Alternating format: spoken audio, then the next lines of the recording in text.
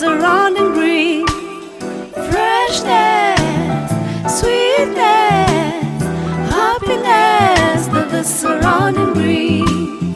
Take care of the nature before it takes care of you. Ooh, take care of the nature before it takes care of you. Welcome to another exciting episode of Art Check, the home where we tackle issues environmental. My name is Anne Mashere, and this week our focus is on the protection of water catchment areas in Kenya. Kenya Water Towers Agency is a state corporation mandated to coordinate and oversee the protection, rehabilitation, conservation and sustainable management of all critical water towers in Kenya.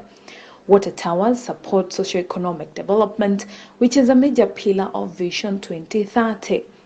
Kenya Water Towers Agency specifically supports generation of electricity, industry development, irrigation, agriculture, wildlife, tourism, and health, as well as conservation of biodiversity and research. They ensure that critical water towers are safe and continue serving by providing water continually to the community. Many thanks, Bwana Director, for joining us. Thank you for making time for us. But for the millions of Kenyans who will watch the show, just a brief introduction of who you are and what you do. My name is Professor Julius Tanui. I'm currently the acting director of this organization agency known as Kenya Water Towers Agency. This is an agency which deals with protection and conservation of water towers in the country. I've been a professor teaching the same things in the university, and I've taught in Kenyatta University. And prior to that, I used to work in Ministry of Lands. Again, teaching issues to do with geoinformation and cartography, almost, related to what we do. Then, of course, I proceeded to another university, that is Moi University, to teach issues on environmental education and sustainable development. My PhD also is about the protection and conservation of water towers, which I did my PhD in South Africa. And really, it's about protection and conservation. And my interest is to look, or rather in that PhD thesis was to look into the areas of sustainable education, environmental education. But I was actually more keen in looking into informal environmental education. Informal environmental education in the sense that majority of us live in the environment. The formal education are those whom we teach in class, but you will find that the bigger group are the ones who are outside there in the environment. I thought we needed to look into the issues of informal environmental education. That's what my PhD was addressing. All right, Daktari, that's a lot. Hope I'll achieve that. But just to make Wanjiku understand, what do we mean by water tower? Wanjiku will definitely understand when she goes to the river and sees that the river has little water and the water emanates from somewhere. Where the water emanates from is, as per our definition, is a water tower. But in reality, what we deal with is watershed management. We manage the watershed, but in terms of our own definition, to make people appreciate it, is we've actually baptized it a water tower. But naturally, what are water towers? Actually, water towers are reservoirs which keeps water. When it rains, the surface runoff captures, percolates into the ground, and then, of course, it drains slowly to the rivers. And then Wanjiku will see the water in the rivers. But the moment they see there's no water flowing in the rivers, and as you know that the weather patterns are now erratic, it rains and it stops, and in 2 weeks you don't see water in the rivers. What it tells you, there's something wrong with where the waters used to be stored, and those are the water towers. And Wanjiku will definitely know that there's something wrong with the stores. And that's how we come out now to say we need to preserve and we need to protect the water towers. And those are, we deal with the conservation and management of those watersheds. Do we have water towers in Kenya? Maybe I should have introduced probably about the agency, maybe, why we are in this situation, why there's an agency which is dealing with this particular component of water towers. We are in the Ministry of Environment and Forestry. Let me start from there. We are among the SAGAs, or in full it means semi-autonomous government agencies. We are one of the youngest agencies in the ministry. But how did it come into being? The evolution of this agency is as a result of destruction of the Mao complex. We'll start from there.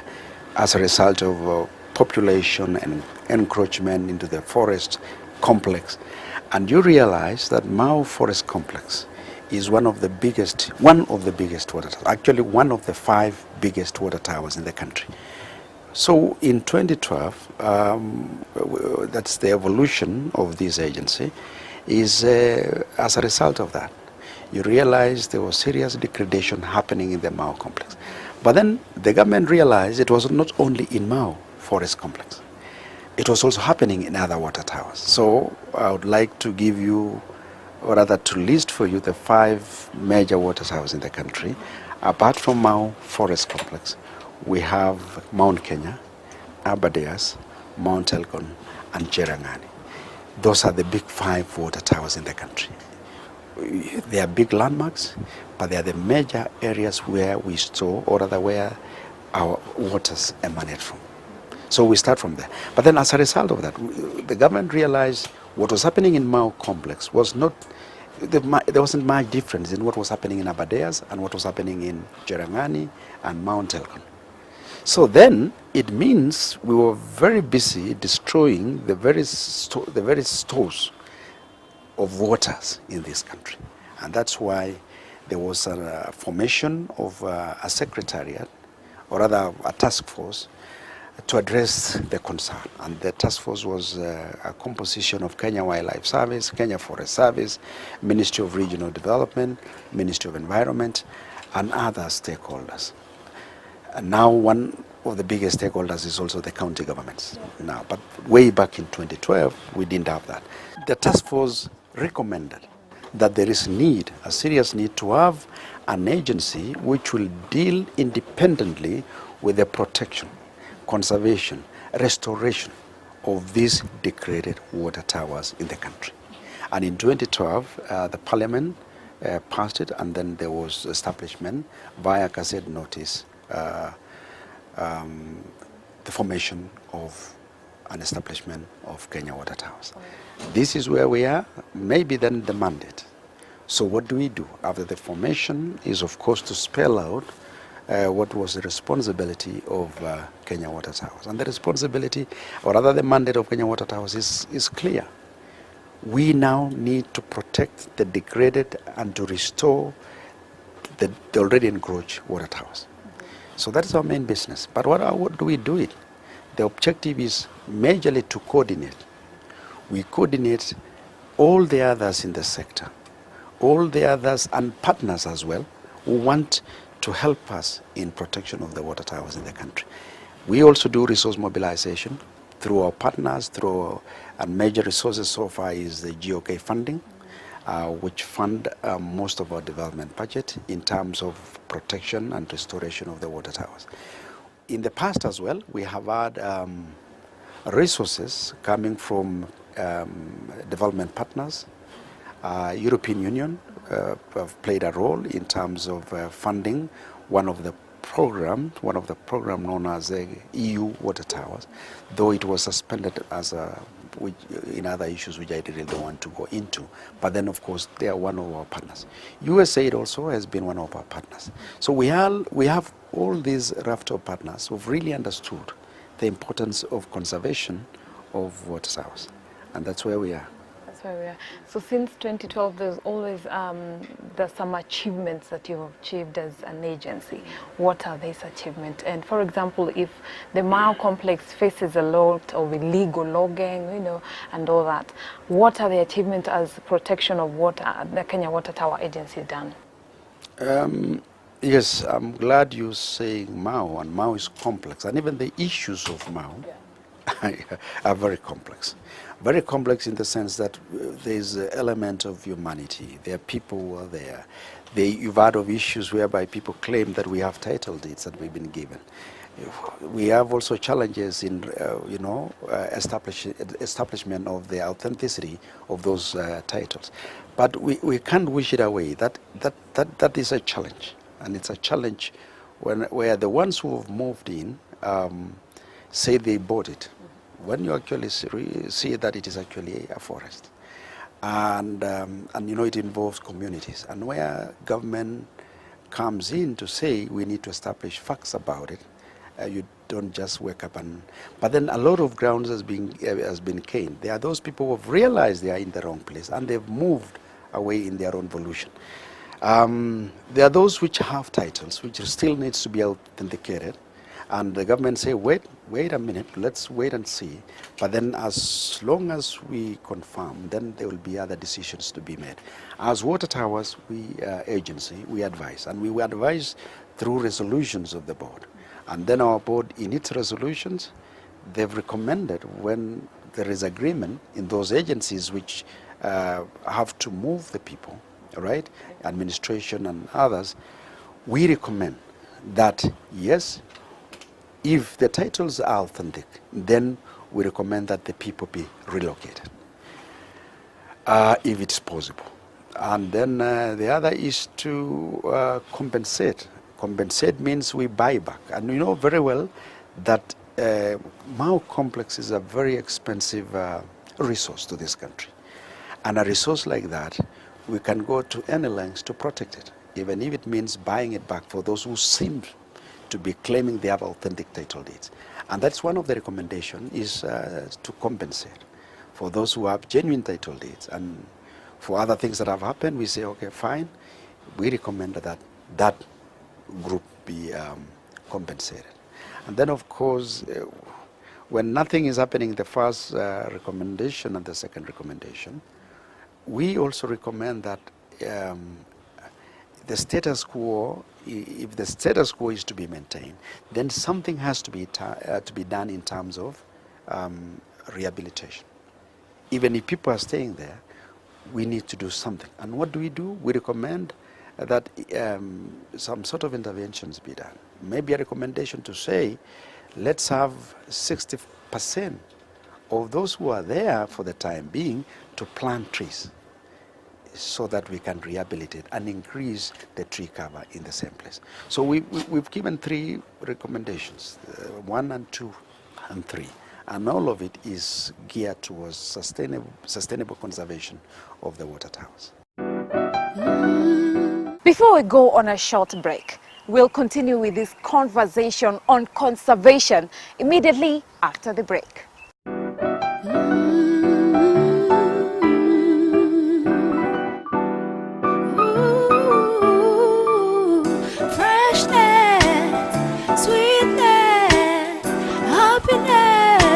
Surrounding breeze.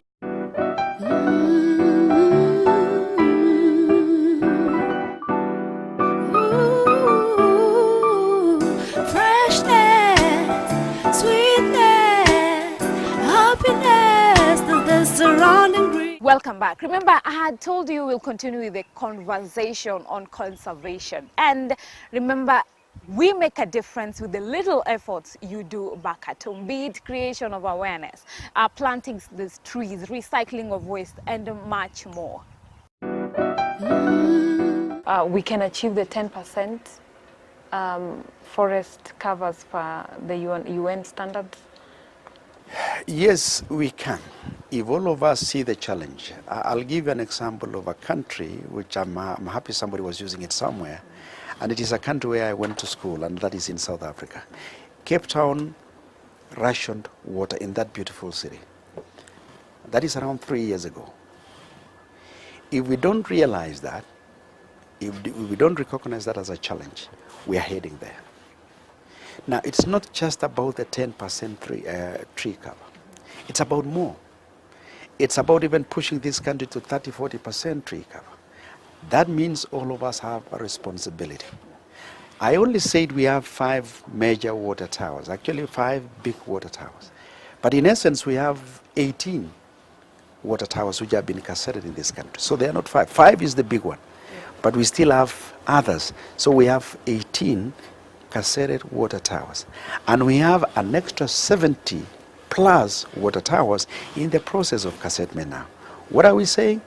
We are saying we are expanding. We want people to appreciate from their villages to the national level that you have, if you have a resource which acts in its own way as a water reservoir, and which can give water, to the people, and it acts as a water tower, we need to protect.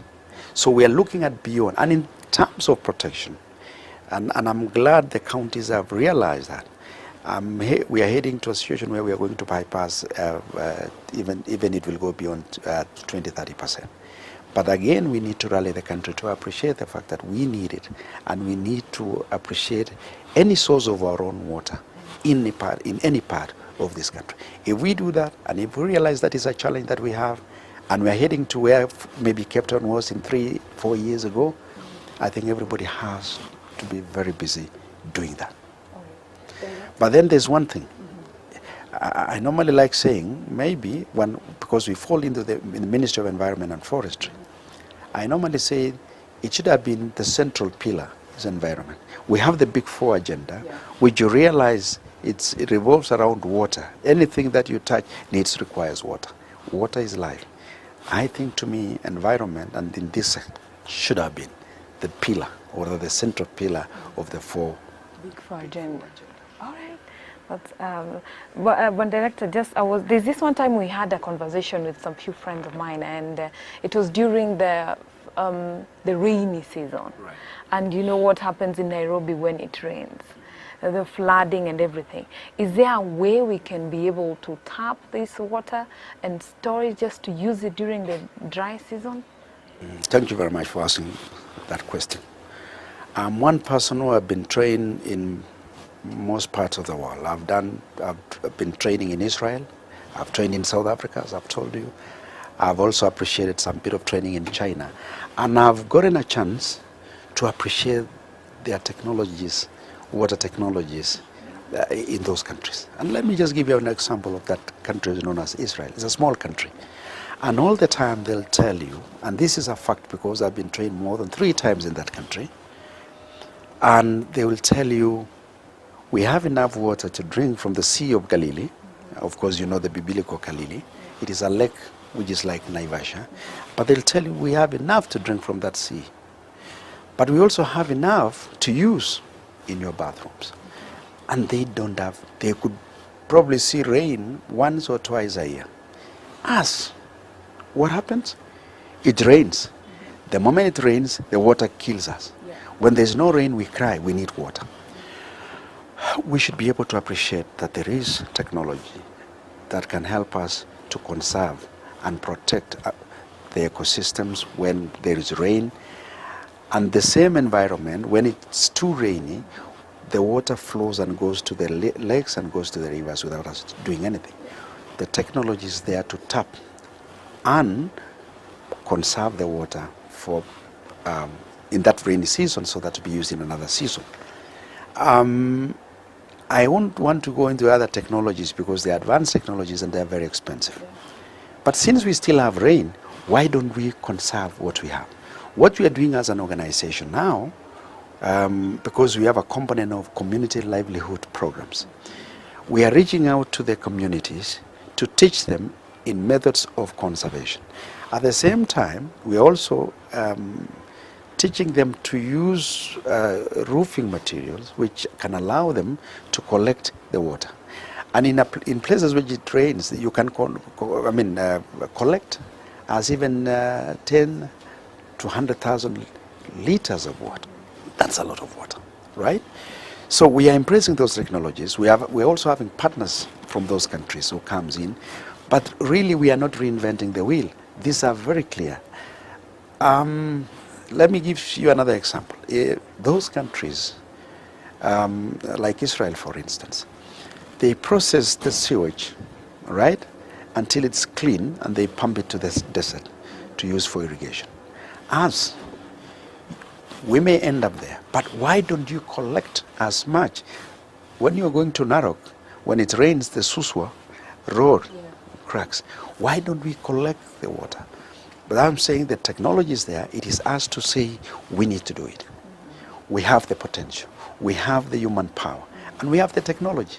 So it is us now to embrace this and say we need to do it, and that should be an agenda for this country. Because if we don't do it, as you know, Kenya is a water scarce country. These are the things that we need to do, and we do it right. Hi, Director, before we even close, just to shed more light on the Conservation Bill 2019, what is it all about? Yes, as I told you, we are the younger sister in the sector.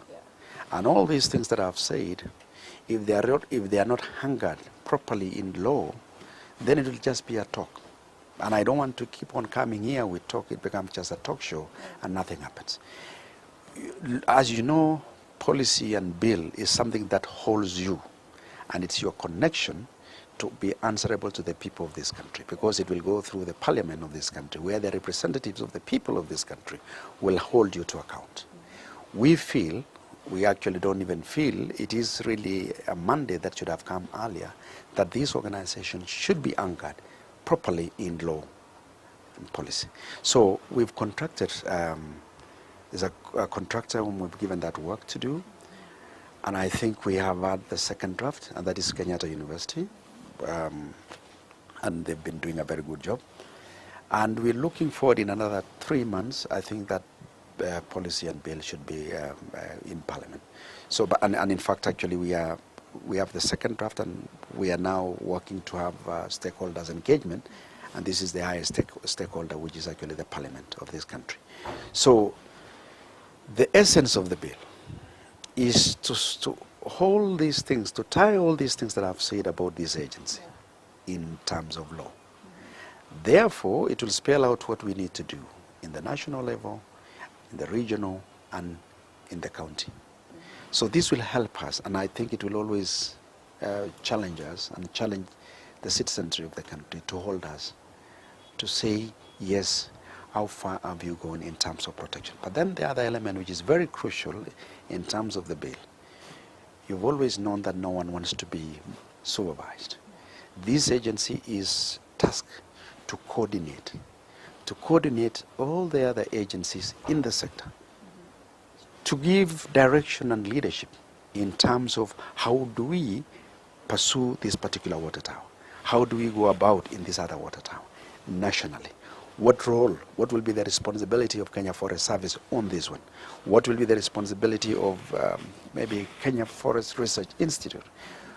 We come from various ecosystems. These water towers are diverse, you know, in terms of, you can't compare water towers in Jiris or in Marsabit with the one in Mau. The tree species in Marsabit are different from the tree species in Mau and in Mount Kenya.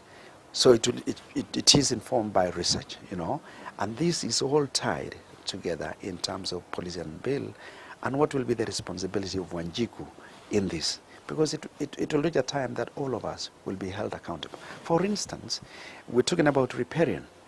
The water is emanating from a water tower. As it passes through, right, we are saying this percentage of land next to the water, known as a riparian channel, which needs to be occupied by tree species. We need to plan what types of tree species in riparian. In your own land, we are saying you do 15 meters.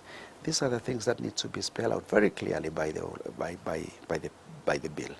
And then, of course, who will do what. So that is the main responsibility, which will come out more focused in terms of whom are we going to tell to do what, whom are we going to coordinate where to do what, as members of the same sector, in terms of pushing forward for the conservation of water towers and environment, and of course the bigger picture in terms of the tree cover. We want to bypass The 10%. I'm looking at 30% myself, and it is possible to do that. Well, you're parting short now. What your final words? Water towers plays a crucial role in this country. This sector is very crucial. Just like other sectors, environment is very crucial. I want to appeal that more resources be mobilized, or rather more resources be given, because conservation is not just business as usual. It is business of growing trees, of not just planting trees, growing trees. Growing trees means you take care of that tree until it becomes mature.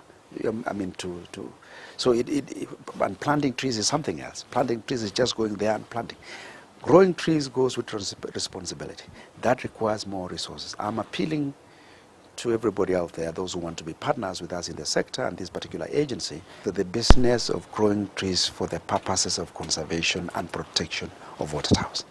The moment we realize that, the moment we move far away from even imagining that we are going to go Cape Town direction, but we'll move this country from being water scarce country. If you didn't know that, you should know that now. We are a water scarce country, and we should move this country to a middle.